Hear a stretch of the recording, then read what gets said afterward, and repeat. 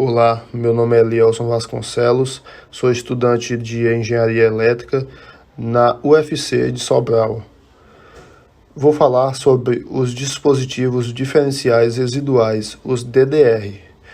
O DDR é um dispositivo de proteção que possui tanto a função de disjuntor termomagnético, DTM, como a função de um interruptor diferencial residual, um IDR, em um só dispositivo.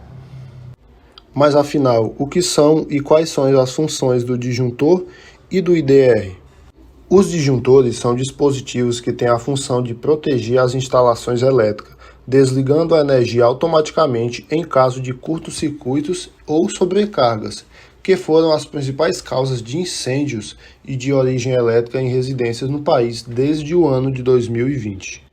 Internamente, o disjuntor possui dois mecanismos de proteção, um para curto-circuito e o outro para sobrecarga. A proteção contra curtos-circuitos é oferecida por uma bobina, fio enrolado sobre um núcleo. Esse arranjo funciona como um eletroímã. Quando ocorre um curto-circuito, a corrente elétrica atinge valores muito altos, suficientes para criar um campo eletromagnético forte o suficiente para acionar o mecanismo de desligamento de contato. Já a proteção contra sobrecargas é provida por um elemento bimetálico, composto por duas lâminas de metais diferentes que ficam sobrepostas. Quando ocorre uma sobrecarga, esse elemento aquece e dilata, sofrendo alteração na sua curvatura. Esse movimento dispara um mecanismo de desligamento dos contatos. Já o IDR tem a função de desligar automaticamente um circuito caso exista uma corrente de fuga que ultrapasse 30 mA, ou seja, caso ocorra uma fuga de corrente maior que 30 mA, o IDR reconhece e desliga automaticamente o circuito. O IDR tem essa característica de proteção contra choques elétricos. Esse valor de 30 mA é justamente escolhido para a proteção de seres humanos, pois essa é a intensidade máxima que o ser humano pode suportar. Alguns IDRs também podem apresentar esse valor com variações, não exatamente 30 mA, pois são específicos para a proteção de máquinas ou equipamentos. Este de 30 mA é exclusivo para a proteção de seres humanos contra choques elétricos. O funcionamento do IDR é simples. Internamente ele possui um núcleo toroidal, onde são enrolados os cabos em que deseja se monitorar. Os polos de entrada do IDR são conectados aos cabos de fase e neutro, dependendo do modelo usado.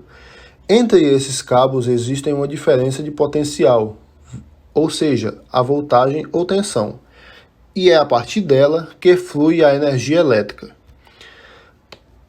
Se pelo cabo fase entra 10 A e esses mesmos saem pelo cabo neutro, o IDR permanece armado, pois caso isso não aconteça, o IDR entende que existe uma fuga de corrente.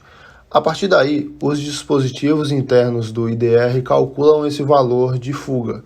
Caso esse seja maior do que 30 mA, o IDR desarma o circuito. Na prática, imagine uma pessoa que encostou em um ponto do circuito e está submetido ao choque elétrico. Nesse momento, parte da corrente elétrica é transferida para o seu corpo, ao invés de fazer o caminho adequado de volta pelo neutro. Nisto, o IDR sente falta dessa parte da corrente e, em função do valor de 30 mA, desarma esse circuito, em questão de segundos, interrompendo também o choque que a pessoa está sofrendo. Agora que foi demonstrado o que é um disjuntor e o que é um IDR, vamos aos DDRs, que é a junção dos dois.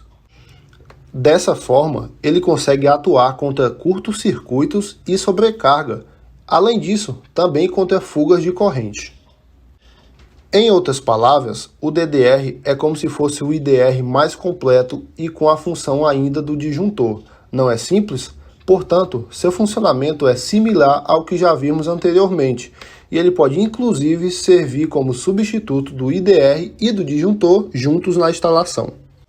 Dessa forma, a única desvantagem dos DDRs é que costumam ser mais difíceis de ser encontrados no mercado e, consequentemente, também são mais caros em relação aos DTMs e os IDRs.